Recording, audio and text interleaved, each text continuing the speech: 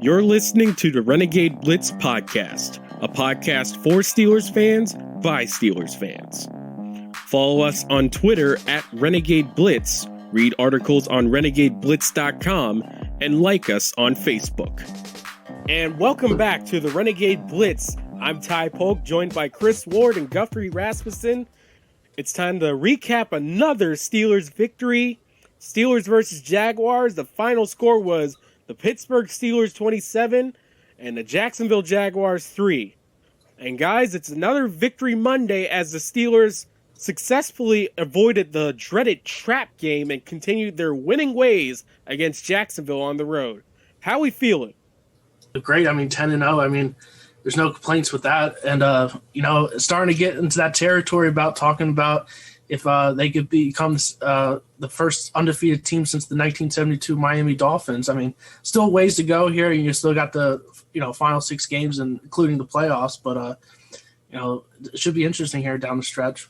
Yeah, couldn't agree more. 10-0, huge. Puts us in a good lead in the AFC North, but we still got, now it's Cleveland breathing down our necks, and can't forget about the Ravens ever. Chiefs' recent win against the Raiders. Steelers can't blink right now. They just got to keep rolling. Well, depending on how you look at it, there's 2 types of the Cleveland Browns that are always chasing us down. So in a way, it's the same as always. But it was tense early on. Jacksonville came out swinging a little bit against the Steelers, and while it didn't result in a touchdown, they got their first points on a 41-yard field goal by Chase McLaughlin. And then the Jaguars attempted a surprise onside kick, going for broke only like a 1-8 team would against a 9-0 team. Pittsburgh fortunately was ready, and Marcus Allen recovered the onside kick, but the offense couldn't get it going. Then, out of nowhere, Jags HC Doug Marrone attempted the rare first quarter icing of the kicker, and lo and behold, it worked as Chris Boswell missed a 45-yard field goal. Me personally, I blame Ian Eagle and Charles Davis for the commentator's curse. I want to know, in the immediate aftermath of that missed field goal, did you think that the predictions of a trap game were going to come true? Yeah, I was a little worried at first, especially like when you mentioned that Boswell missed that field goal. Zach actually messaged me and said typical Steelers or something like that, starting off slow. And that was a weird scene there where Doug Marrone called a first quarter timeout to ice the kicker. That was like a strange occurrence there. That was like Jacksonville's like only good drive, except for the one when they got into the red zone and, Minkah had that interception. And that was a huge play in the game. It really turned around, everything for the Steelers after that. I was a little worried, but I wasn't too overly concerned. I would like to see the Steelers, get off to a little bit their starts, especially when they start playing these better teams. I was a little worried, but quickly in my head, I remembered that this team was 9-0 at the time, and I was confident they were going to be able to, put it together. But props to Marrone for that onside kick. That was quite a play by Marcus Allen. If that could have gone in many different directions, the whole momentum of the game would have changed if he didn't get that. Tomlin says that they always are ready for that, and in my head, I just think that's that was a really good play by Marcus Allen. So, we're very happy for that. After that field goal, definitely nervous, but I wasn't as concerned as I was, for the Dallas game. That's nothing against the Jaguars. It's just I'm learning more and more about this team every game. Well, let's go over all of the aspects of the Steelers' performance this week, and let's start with a part of their performance that's been lacking in the past couple weeks, and that's the running game. It was much improved this week, with James Conner having 13 rushes for 89 yards, averaging 6.8 yards a carry. Benny Snell had the rushing touchdown near the goal line, and Anthony McFarland made a cameo. Overall, the Steelers picked up 106 yards on the ground. What are your thoughts on the reemergence of the ground game for the Steelers? I thought they played a lot better than last week. Honestly, I thought Conner looked good. He had some nice runs to the outside. That 25-yard run to the outside in the first quarter, and then on that 4th and 1 play in the third quarter, he had a 17-yard run. it was good to see Connor get going and make some plays on his own there by cutting to the outside. And I think there's still work to be done. There's definitely more improvement that's needed in the run game, but anything's better than what we saw last week. Definitely some kind of vintage Connor play, 13 for 89, as you said. I still want to see more out of him, but that was a big step, actually, being a factor in the game. Our run game showed up. Nice, like you said, Benny Snell had that rushing touchdown. Anthony McFarland, we saw a little bit of him, not much, but Benny Snell definitely had some carries this game. I think he had 7 or so. I think they did a decent job trying to mix it up, and just not put it all on Connor, but I still want to see more production. Let Ben not throw as much. We're going to get into that. I kind of want to, just try to be a run-first team if we can get it rolling. Yeah, I think there's still some issues with the run blocking that I saw, and they're going to be tested here against the Ravens on Thursday night. They do a great job in pass blocking, but I don't know if they're set up as far as the best when it comes to run blocking.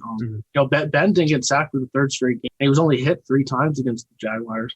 Yeah, it was another strong day for Ben Roethlisberger, 32 for 46, 267 yards with 2 touchdowns and 1 interception that was thrown at the end of the first half. Once the offense got its legs underneath itself, it was business as usual. Guys, I want to start with Guthrie first. What are your thoughts on Ben's performance? It was a very solid game for Ben. Once again, it was just, as we've seen a couple times this season, his only turnover was kind of just an unnecessary turnover, kind of just forcing the ball. Other than that, decent game all around for him. We saw him make some big time throws, and it was just business as usual as him. In Jacksonville, that team definitely not the same as it was before. There's still aspects of that defense that are still pretty good, and I think we did a good job at slowing them down. But Ben played good. I mean, he started off a little bit slow, but he had a couple nice deep throws.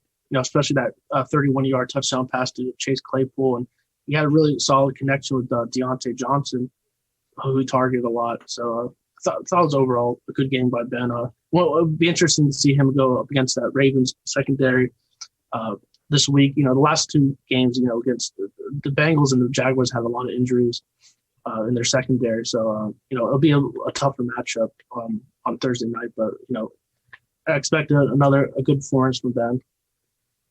Yeah, and Diontae Johnson in the past couple of weeks has emerged as the dependable target for Ben Roethlisberger. 12 catches for 111 yards. Chase Claypool, Eric Ebron, Juju Smith-Schuster, and Ray McLeod each had 4 catches. Claypool and Ebron had a touchdown catch. Claypool's was absolutely beautiful with a diving catch on a deep shot for Roethlisberger. It was his 10th total touchdown of the season. What are your thoughts on the receiver's day at the office? Definitely Diontae Johnson was a huge part of the Steelers' game plan. Ben Roethlisberger looked for him often, and it paid off. 12 catches for, as you said, 111 yards. I think that they just kind of saw something in their game plan, or he just got hot. A lot of people were probably thinking the birthday boy was going to get some more targets. But I think that Juju was just happy to have the win, of course. But it's just that the script. There's quite a kind of weird spread, though. We've been seeing more like even receiving, but this time it was mainly having a more focused on Diontae with 12 and the other guys having 4. So it was just kind of a different day, but still happy with the result. Have you ever seen a guy celebrate his birthday on someone else's touchdown catch? No, definitely a first. I thought it was a cool celebration, but those guys, they come up with a lot of interesting celebrations. I figured they were going to do something, but I thought it'd be more something coming off a Juju touchdown. But I think that's just how much those guys like each other down there. Just shows how selfless Juju is, and he's complete opposite from what we saw from Antonio Brown a couple years ago. Yeah, and Juju had to leave the game a little earlier than expected because he got caught up on a penalty flag. And with the Ravens coming into town, it made me think of Orlando Brown, who had a flag thrown by an official at his eye, and it got him hurt. He sued the league for that, so I'm hoping that Juju does something to those officials, because you got to be careful with them penalty flags. I don't know what's in those things. Yeah, I'm not sure if you guys saw, but a fan sent in a clip to 93.7 The Fan, and it kind of showed that Juju's, his like ankle rolled when that happened with the flag. It was kind of a bizarre situation there. Yeah, that's kind of one of those kind of scary injuries. He looks like he'll be okay. As Tomlin said, it was kind of a toe injury, if I'm not mistaken. But still, he's nothing to mess with. It's just, seeing it, it was like, oh my gosh, it's just so unfortunate. This receiving core has been, mostly healthy other than Diontae Johnson's injuries early in the season and Juju's kind of, nagging injuries that he deals with. But, it's just hopefully he'll be okay by Thursday. But if not, do you guys think that we'd be okay to rest him potentially? Or do you think he definitely needs to be there? With the Ravens' COVID situation, it certainly brings up interesting challenges. But on the other hand, this is an opportunity to go 5 up on a division rival in the division chase. And I know that any win will be taken, but it's just, man, it's rare to have something like this happen in which you can say you can outright own the division by the end of Thanksgiving. They haven't said that the injury has been, too serious yet as far as like what Tomlin has said, but we'll just have to see throughout the week how Juju progresses and stuff. I would expect him to be out, but you just never know with these type of injuries. James Washington had 1 catch, but It was a big catch for 12 yards, and a first down. So he can certainly take more of the load. I'm pretty sure he would enjoy it. And the way Juju feels about his teammates in the receivers room, he'd probably like it too. So, hey, we'll find out on Thursday. Yeah, definitely. Last thing I'll say is, I wouldn't be opposed to, like you said, seeing more of James Washington. Every time he's on the field, he does make a play, though. That's very important. He had that touchdown a couple weeks ago, and he made that big catch. I don't think it'd be too horrible if Juju gets a break. Just don't force him to, somehow make his injury worse. But if he wants to play, he'll play. Like Tomlin always says, it'll, just be about his participation during the week. We'll see. Yeah, just going back to the receivers, Diontae Johnson, he had 16 targets in this game. It was just amazing how often Ben was going to him, especially early in the game. And, he has back-to-back 100 yards over 100 yards receiving. His play's been on the upswing. Well, it's the new Mac attack. So, by the way, Guthrie, we want to get your thoughts real quick on Mike Tomlin's comments about Mac teams last week. Being that you're our Renegade Blitz representative of the Mac, we want to make sure that you get your thoughts out there about that. I'm hardly the Mac guy you guys want. Guys on the podcast, or, for guys listening, guys or gals listening, I go to Bowling Green State University. Right now their football team's not been too great. Up north, you got Toledo, where Diontae Johnson's from. You got Ola there. However, one guy who went here is playing with Tom Brady right now, Scotty Miller. He's a wide receiver. You guys might see him on the fantasy wire sometimes. That's about the only guy I really know of playing in Bowling Green. But that photo, though, that was a really good photo. I think it was at the end of the game, they said, with all the Mac guys, Ola, Diontae, Ben. Sorry if I'm missing somebody. Spillane, of course, yeah. Chooks. And Chooks. Yeah. I think that we got at least on the 53-man roster. Yeah, but anyway, this is Gilbert. That's it. Oh, yeah. But he's on injured reserve right now, right? I think so. Yeah, with his injury. I'll also be remiss not to mention that Chase Claypool is the first rookie wide receiver in the Super Bowl era to score 10 touchdowns in his first 10 games. He's the 4th wide receiver in NFL history with at least 10 touchdowns in his first 10 games, and the first player to accomplish that feat since 1960. So Chase Claypool continues to have an amazing season, and I know he's blown away expectations for me this season. Just I wouldn't have thought that he would have came in to this season and already have 10 touchdowns in 10 games. Yeah, he could be very well on his way still in that offensive rookie of the year conversation, still with Burrow, although he just had an unfortunate injury to Justin Jefferson, Herbert. He's been good. You can't forget about any of those guys, but he's still fighting for that spot in there. He still could be recognized at the end of the season. We'll see. He was somehow snubbed on the ESPN list about the top 10 rookies. I don't know if you saw that earlier this week or last week. Yeah, I know this is unrelated, but Ben wasn't he rated by the 22nd ranked quarterback? Pro Football Focus has him as the 22nd quarterback, and last week Chris Sims didn't have him as a top 10 quarterback. So lots of disrespect coming around, but. Hopefully we continue to prove people wrong. Yeah, with Claypool, I mean, I thought he would have a good rookie season, but, with no OTAs, minicamp, and preseason games due to the COVID-19 pandemic, altering things, it's just been amazing to see what he's done in this first year. Yeah, for sure. Final thoughts on the offense. The Steelers scored 27 points, all on offensive possessions, but it felt like they left some on the table, and honestly, in the second half, we were just like, yo, can we wrap this up real quick? They were 7 for 17 on third down. Are you worried about the Steelers' lack of proper execution, especially in these end of first half situations? I'm not too worried, but, it is kind of a little bit of a concern. It kind of reminds me of that end of the Titans in the first half where Roethlisberger threw that interception in the end zone, and you kind of saw, you saw the same thing against the Jaguars. He really forced that one. He didn't need to throw that. I mean, they could have got a field goal off of that and went into halftime leading 20-3 instead of 17-3. It didn't end up hurting them, but like I said, when you go up against these better teams, you got to capitalize off those situations. I'm not worried, but there's definitely room to improve. We're still winning. We still need to play teams like the Bills and the Colts in the season, or anybody else. Every team will be a test, and you cannot leave things on the table because eventually those things will come back and bite you. And now it's time to talk about the defense. They turned in their best performance of the season despite Jacksonville drawing first blood.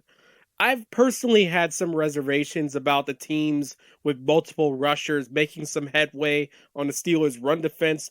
Jacksonville only had one man in their rushing attack, James Robinson. He had 17 carries for 73 yards, averaging a respectable 4.4 yards a carry. How did you think the Steelers' defense did with shutting down the run this week? I thought overall, pretty good. I mean, they gave up some runs. Robinson had success in some areas. Tomlin said he was pleased with the run performance at times, but at others, they weren't up to snuff, and that's kind of how I viewed it. They could definitely be better, but Robinson's a good back, and he's their main guy there on that Jacksonville offense because their quarterback play with Lutton is not impressive. Obviously, he's a 6th round rookie draft pick, so he doesn't really give the Jacksonville the Jaguars much there. I mean, yeah, let's give him his respect.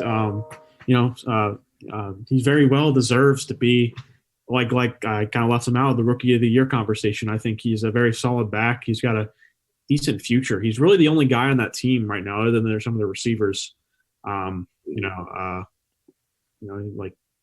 know. I think that. I think James Robinson's a pretty solid guy. But the Steelers did a good job at limiting his production. I would like to have seen it be less of a production, but you didn't let him kill you, and that's all that matters. And the pass rush continued their streak of consecutive games with a sack, with Stephon Tuitt and Bud Dupree recording one each. Shocking to see TJ Watt not get one, but the man gets held more than a newborn baby. 7 QB hits were recorded, 2 each by Watt and Dupree, 1 for Tuitt, Hayward, and Henry Mondo. It's expected for the Steelers' defense to go sack crazy, but it wasn't until the second half that they recorded their first sack of the game. What's your thoughts on the pass rush? Yeah, I don't think anything was taken away, from this pass rush. I don't think anything deserves to be taken away. I think that Luton was just doing a good job of getting the ball out quick, handing it off. But eventually, the defense eventually got to him, and they kept that streak alive. We got a couple games away before potentially tying that or beating it. Hopefully that happens, but still taking it one game at a time. Those sacks came in at good moments. Would like to have more, but I still, in my own personal opinion, I just think Luton was doing such a good job of just getting rid of the ball quick early in the game. I know he had 4 interceptions, which we'll get to, but I just think that he had a solid game. Other than those, I think he got the ball out quick in some moments, and that's what the reason our pass rush didn't get 8, like you used to, having 5 or so sacks. Yeah, Ty, you're right about Watt getting held so much. I mean, it's amazing how it's not called more. But Guthrie's right. Lutton, didn't play well. Especially those 4 interceptions. You credit that to the pressure too in some of those situations. He wasn't seeing the field well, and was throwing some bad throws there. But I'm not worried about just having 2 sacks. I mean, they come in bunches sometimes, and Jaguars, did an overall pretty solid job protecting Lutton, but they still got pressure, which ultimately resulted in some turnovers. It was the best all-around performance for the pass defense and secondary in this game. 8 passes were defended, including one by nose tackle and former Jaguar Tyson Alualu that resulted in a Minka Fitzpatrick pick. Really, it was Fitzpatrick and Edmunds that led the way for the secondary with 2 picks and 2 pass defenses each, and I covered Edmunds for the RenegadeBlitz.com. Check out that article. Dupree, Sutton, and Tuitt also added a pass defense to the total. Sutton's was on a near interception that certainly would have gone for 6 if he hangs on. Yeah. Lutton was 16 of 37 for 157 yards, and his quarterback rating with the 4 picks was a paltry 15.5. His best receiver was DJ Chark, who was held to only 4 catches for 41 yards. It's an excellent day for the Steelers secondary. Guys, I'm interested in hearing your takes. Yeah, it was great to see Terrell Edmunds have a big game, with those 2 interceptions. Steelers fans get a lot, they get on him hard, for not making splash plays. So it was good, for him to silence some of the naysayers and make some big plays. But, overall this season, he's played pretty solid. He just hasn't stood out, on the stat sheet. So that was good. And, Minka Fitzpatrick having that red zone interception, was a huge play in the game and really turned the game around for the Steelers after that point. And then he had another one late in the game. So, they weren't playing high-powered pass offense, but it was still good to see them shut down the Jaguars' pass offense. Minka Fitzpatrick, we've been talking about this. We've been a decent fan of him on the show. His time is coming, and this was somewhat of a breakout game for him, like your article said.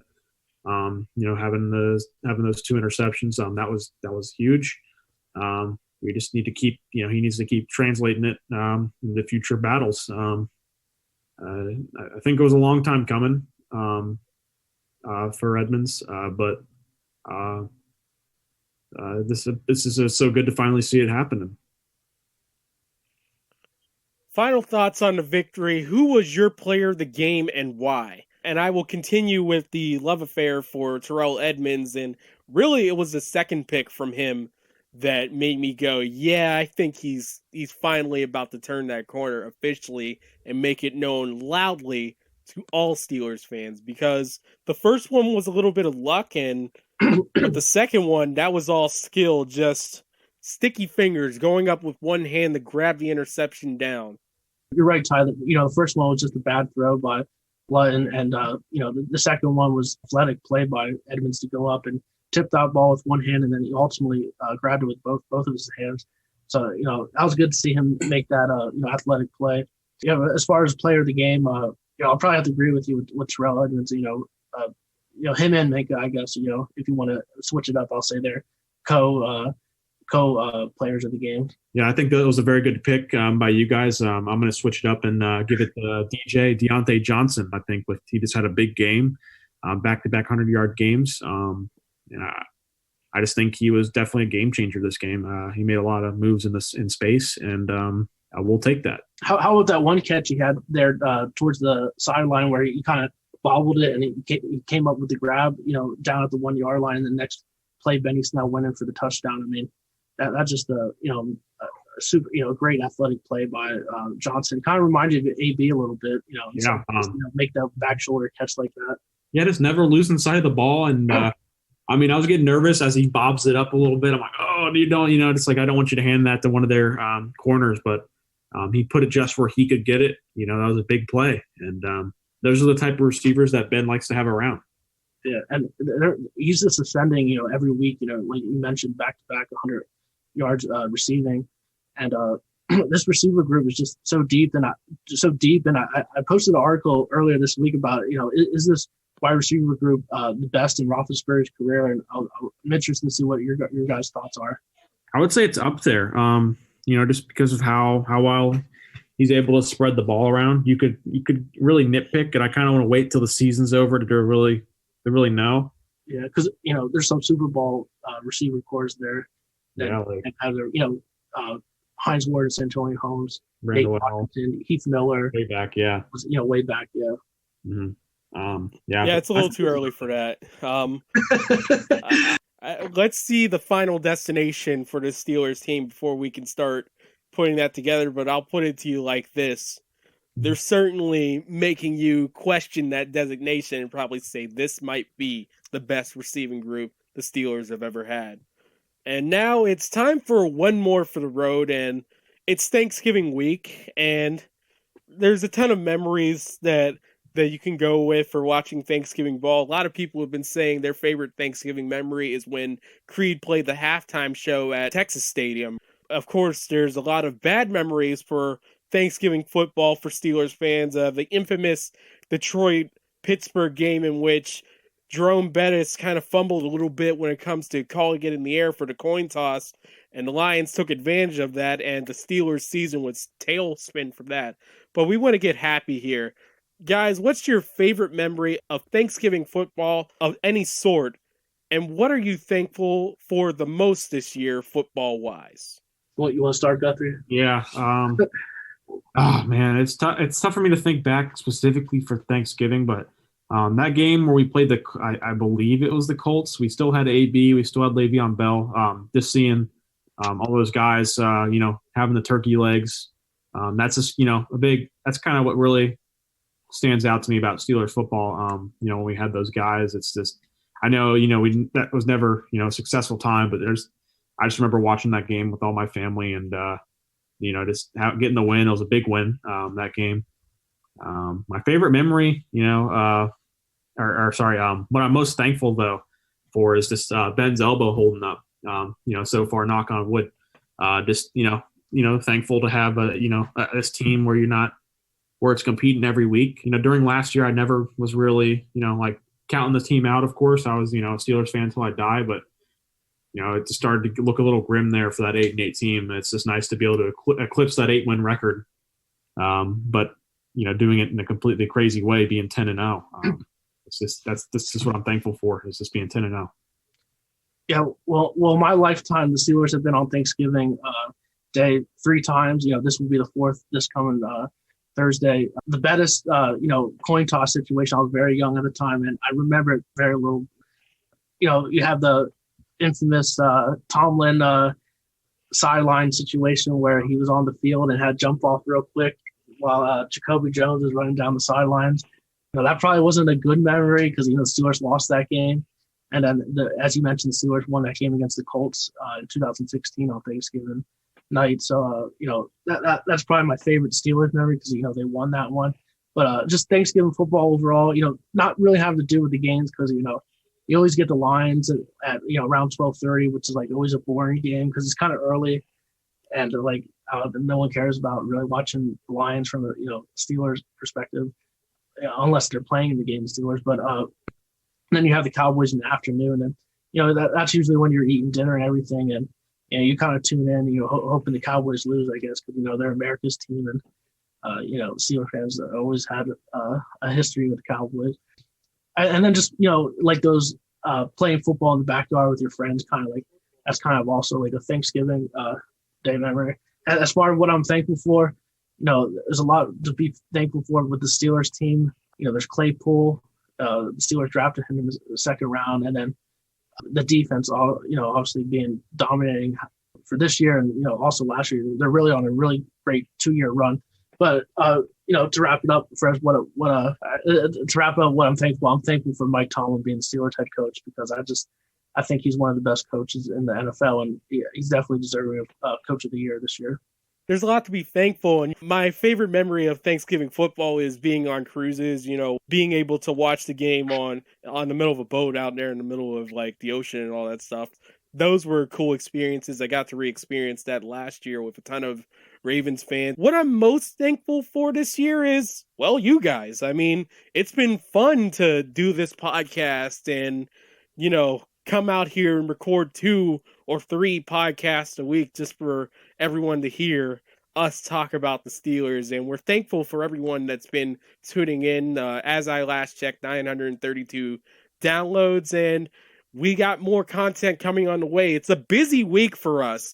We have Adrian Charchalis, writer for Baltimore Beatdown of SB Nation, on to preview round 2 of Steelers versus Ravens on Thanksgiving night. And that podcast will be out on Wednesday. Our recap episode of Steelers versus Ravens will drop over the weekend, and we'll have our recap of the Steelers season so far with a special guest, Chris Carter of DK on Pittsburgh Sports, will be dropping next Monday. And that's all for us. For Chris Ward, Guthrie Rasmussen, Zach Napolitano, and the rest of our contributors for the RenegadeBlitz.com, Jimmy Sparizzi, Luke Sawhook, and Max Rosenfeld, I'm Ty Polk. Have a happy Thanksgiving, and thank you for tuning in to the Renegade Blitz.